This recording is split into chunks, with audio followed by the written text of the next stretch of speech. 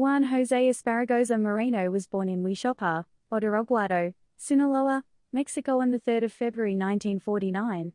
He has an alternative date of birth on 2 March 1949 listed on the United States government databases.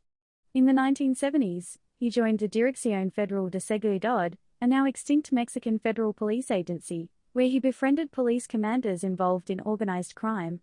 Esparragoza Moreno's nickname, El Azul, the blue one in English, derives from his complexion. He is said to be so dark that his skin appears to be blue. After the implementation of Operation Condor, a Mexican anti-drug program carried out in the 1970s to stop the flow of drugs from Mexico to the United States, many drug traffickers from the state of Sinaloa regrouped in Guadalajara, Jalisco to continue their operations. The regrouping led to the formation of the Guadalajara Cartel, a drug trafficking organization that eventually managed to control nearly all the narcotics trafficking operations in Mexico throughout the late 1970s and 1980s. Among their original founders were Miguel Ángel Félix Gallardo, Ernesto Fonseca Carrillo, Rafael Caro Quintero, Esparragoza Moreno, and other Sinaloan drug kingpins. Throughout most of the 1970s and early 1980s, most of the cocaine that was smuggled to the United States was trafficked by the Colombian drug cartels through Florida and the Caribbean Sea. However, with increased law enforcement measures in these areas by the mid-1980s, the Colombian drug kingpins shifted their operations to Mexico. The Guadalajara cartel took advantage of this opportunity and began supplying cocaine for the Colombian groups through the US-Mexico border. But instead of simply acting as smugglers, the cartel leaders decided to take a share of the cocaine profits for themselves. The shares were often as high as 50%.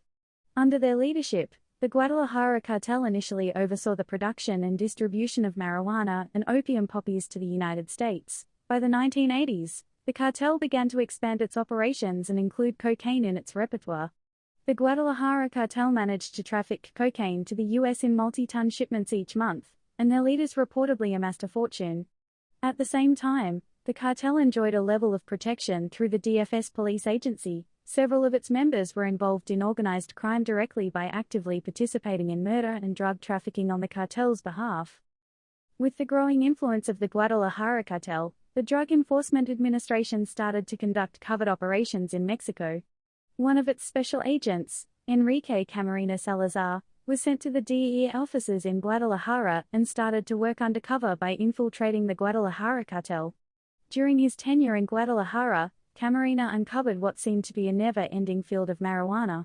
On November 1984, Camarena directed Mexican authorities to a 220 acres marijuana plantation in Chihuahua known as Buffalo Ranch, which was owned by the Guadalajara cartel.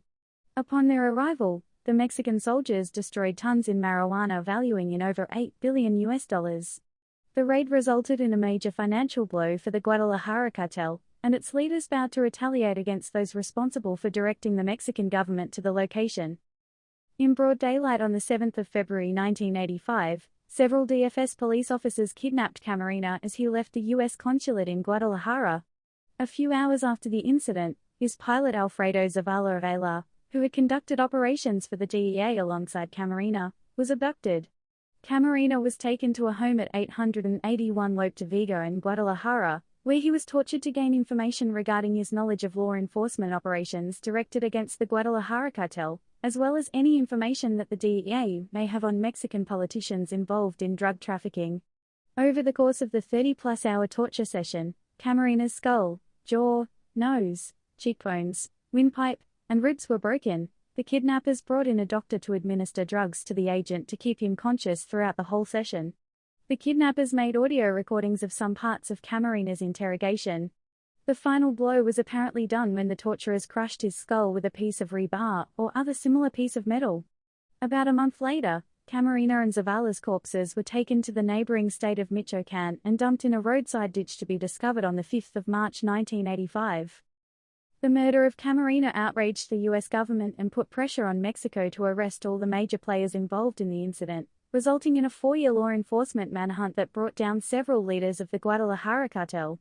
Caro Quintero was arrested in Costa Rica on 4 April 1985 after fleeing Mexico. On 7 April 1985, Fonseca Carrillo was nabbed by the Mexican police in Jalisco. In March 1986, Authorities arrested Esparragoza Moreno in Mexico City under the direction of the DFS police commander Florentino Ventura. He was imprisoned at the Reclusorio Sur Penitentiary in Mexico City on the 11th of March 1986 for drug trafficking charges and for his alleged participation in the murder of Camarena. Esparragoza Moreno did not admit to the charges against him and said that he was innocent. A federal judge, however, sentenced him to 7 years and 2 months behind bars. On the 9th of July 1990, he was transferred to another prison in Mexico City, and in March 1992 he was moved to the Federal Social Readaptation Center No. 1 in Almoloya de Juarez, State of Mexico. A year later, Esparragoza Moreno fulfilled his sentence and was released from prison. While Esparragoza Moreno was in prison, Felix Gallardo was arrested at his home in Guadalajara in April 1989. In efforts to keep the drug trade in Mexico working while he was behind bars, Felix Gallardo called for an organized crime summit in Acapulco, Guerrero. At the meeting, those present agreed to dismantle the Guadalajara cartel and divide its territories among themselves. Each drug lord was given a certain region where they could traffic drugs to the US and tax smugglers that wished to move merchandise on their turf. The Arellano Felix brothers and other drug traffickers formed the Tijuana cartel, which controlled the Tijuana corridor and parts of Baja California, in Chihuahua State. A group controlled by the Carrillo Fuentes family formed the Juarez cartel, and the remaining faction left to Sinaloa and the Pacific coast and formed the Sinaloa cartel under the traffickers Ismael El Mayo Zambada, Hector El Guerrero Palma, and Joaquin El Chapo Guzman. When Esparragoza Moreno became a free man, he joined the forces of the Juarez cartel. In 1993, Esparragoza Moreno joined the forces of the Juarez cartel under the tutelage of the cartel's leader Amado Carrillo Fuentes, a top drug baron in Mexico.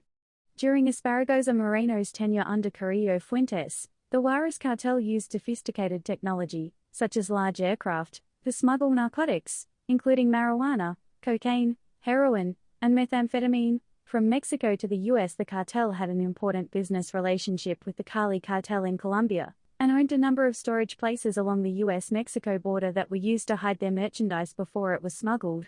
The cartel's connection with Mexico's justice system was reportedly well established too. It is believed that the former Mexican Army General José de Jesus Gutiérrez Rebolo protected the Juarez cartel until he was incarcerated for drug trafficking offenses in 1997.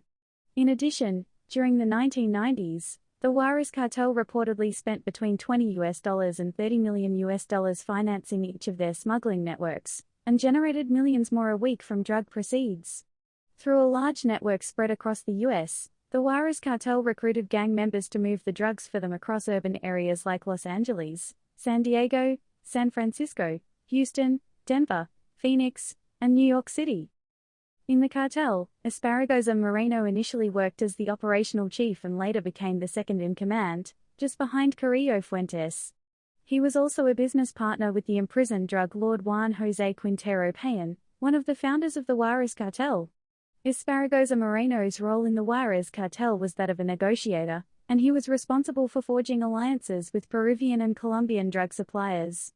He was also a dispute arbitrator within the cartel and was credited for organizing a peace agreement with the Gulf cartel in northern Mexico. Since his tenure in the Juarez cartel, Esparragoza Moreno has traditionally held leadership positions as a number 2 figure, given his preference to maintain a low-profile status and avoid getting arrested or killed as the top kingpins usually do.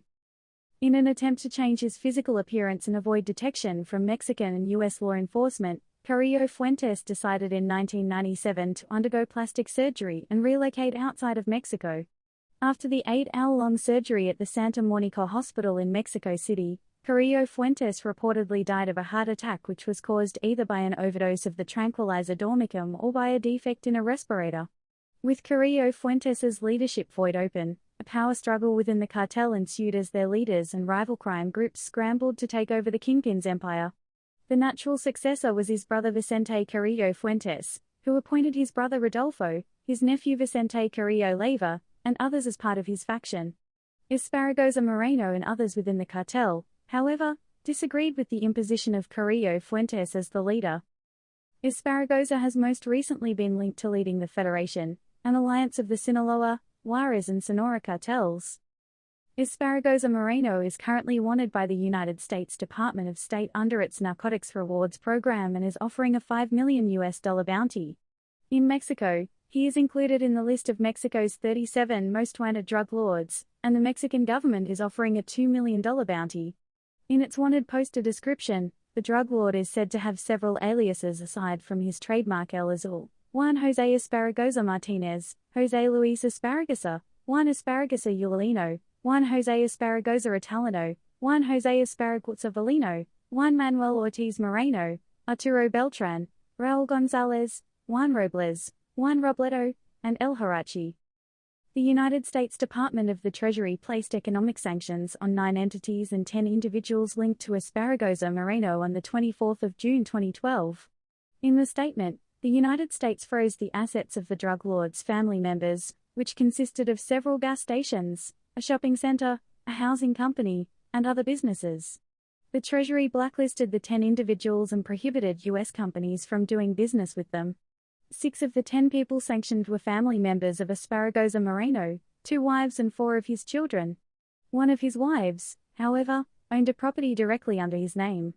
The other wife was sanctioned for owning 7 gas stations on Esparragoza Moreno's behalf. The Treasury called Esparragoza Moreno a godfather of Mexican narcotics who has used illicit money to build a network in the legitimate business.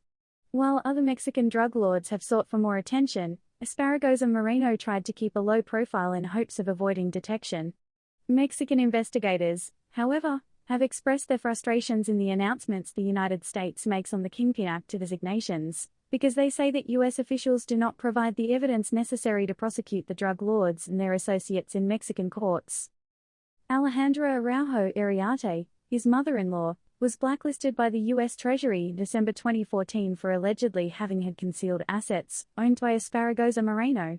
She was blacklisted because authorities believe that after the drug lord's family members were sanctioned, his wife began money laundering through her bank accounts. On the 7th of June 2014, Esparragoza Moreno reportedly died of a heart attack at the age of 65, apparently following a car accident he had suffered 15 days earlier. According to unconfirmed reports, Esparragoza Moreno was confined to a bed after injuring his vertebral column in the wreck.